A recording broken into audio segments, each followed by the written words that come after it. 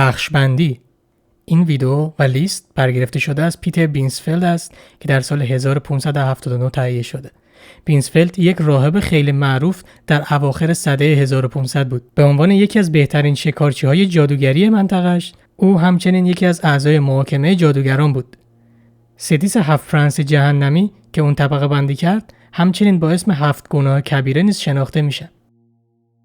لوسیفر. یکی از معروفترین شیاطینی که شناخته میشد، لوسیفر نماد تکبر و غرور بود.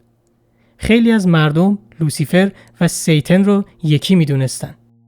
اما این لیست میگه که اونا یکی نیستن. لوسیفر به وجود اومده بود تا کامل باشه. اون ویژگی‌های برتر زیادی رو نسبت به بقیه فرشتگان داشت و به سرعت دچار غرور شد. اون خوش‌تیپ‌ترین مرد، زیباترین فرشته، قوی‌ترین جنگجو و قدرتمندترین سربازی بود که خدا خلق کرده بود. او در نهایت انقدر غرق در خودش و غرور شد که به این باور رسید که تخت پادشاهی برای اونه. او تنها کسی نبود که همچین فکری رو میکرد و متحدان خیلی زیادی هم داشت.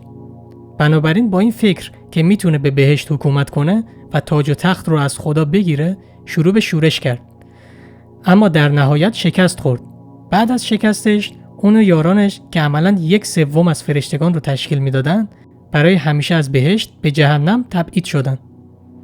یه سری نظریه هست که میگن لوسیفر یا یک چراب یا یک صراف بود که به این معنیه که اون به شدت قدرتمند بود، اما به خدا هم خیلی نزدیک بود که باعث میشه سقوطش از بهشت به جهنم غم‌انگیزتر هم بشه.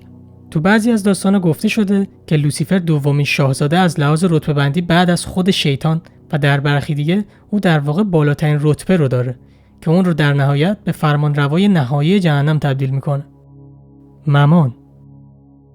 ممان در واقع در نوشته‌های باستانی قدیمی به عنوان طمع معرفی شده و دارای شخصیت نبود، اما به مرور زمان مردم به هرس و طمع شخصیت دادن و به این ترتیب مومن به وجود اومد. از اینجا عبارت پول ریشه تمام بدی هاست به وجود اومد. خیلی از مردم در زمان قدیم عقیده داشتن که فقط داشتن پول بیشتر باعث نمیشد که تو تحت تاثیر ممان باشی. مثل لوسیفر، اون هم یک فرشته سقوط کرده است. اون شاهزاده حرص و طمع هستش. اون حتی تو بهشت هم حریص بود.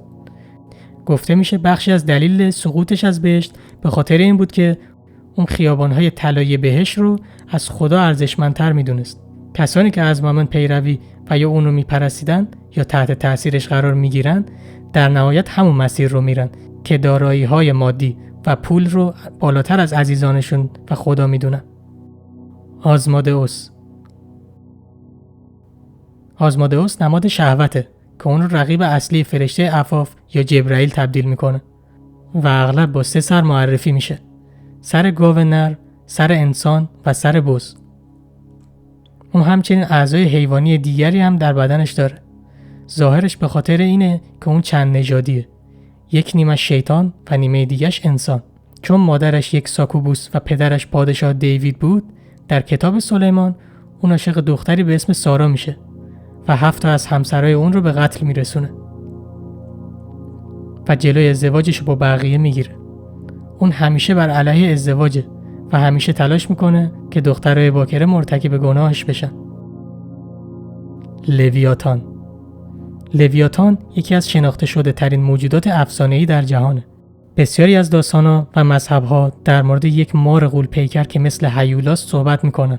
در بیشتر موارد لویاتان معمولا فقط یک هیولای دریایی غول‌پیکر بی هدفه. شاخه‌های مذهب‌ها داستان‌های مختلف، پیش زمینه و معانی مختلفی برای لویاتان داره. اعتقاد بر اینه که لویاتان دروازه‌ای به جهنمه که دهانش در واقع در واقعیه.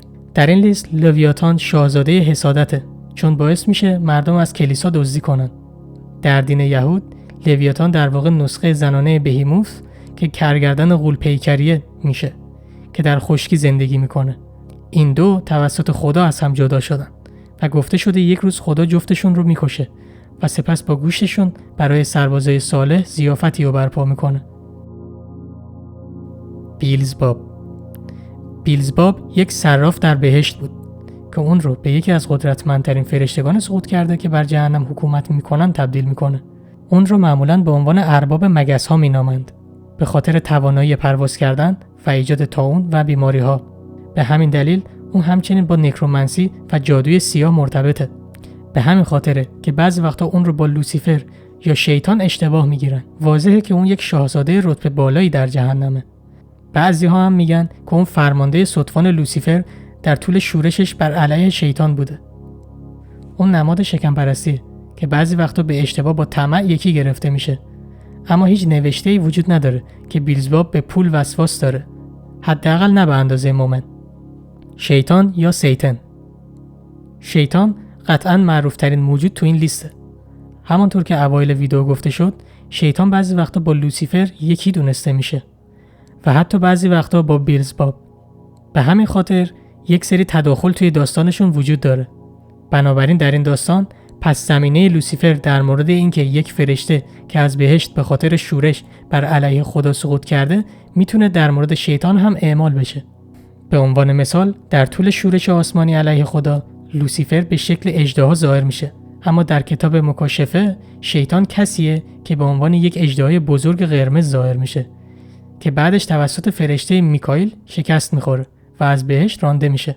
او به مدت 1000 سال زندانی میشه، اما بعد از مدت کوتاهی آزاد شد قبل اینکه در نهایت به طور کامل شکست بخوره و به دریاچه آتش انداخته بشه.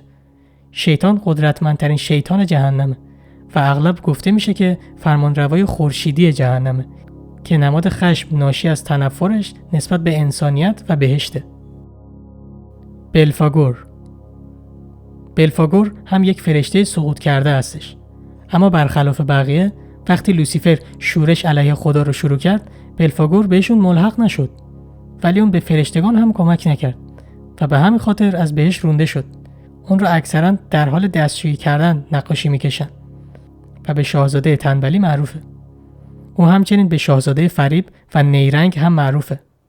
اون سعی میکنه که انسانها رو با اختراعاتی که اونها رو پولدار میکنه گول بزنه. وقتی اون اختراعات ساخته شدن بلفاگور میاد و تمامی ثروت انسانها رو میدزده. ممنونم که ویدیوی ما رو تماشا کردید.